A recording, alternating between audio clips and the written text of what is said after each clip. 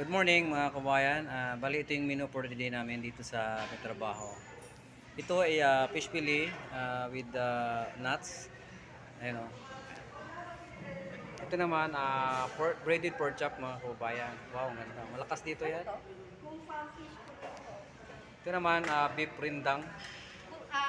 Ata isang breaded. Ito chicken teriyaki.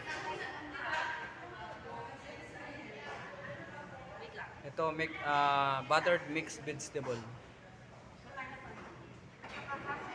Ito yung dessert natin. May pakwan, saka melon, leche flan, Tsaka yung fish. at saka buko pandan. May minitamis sa saging mga kabayan. Ito naman pinakbit.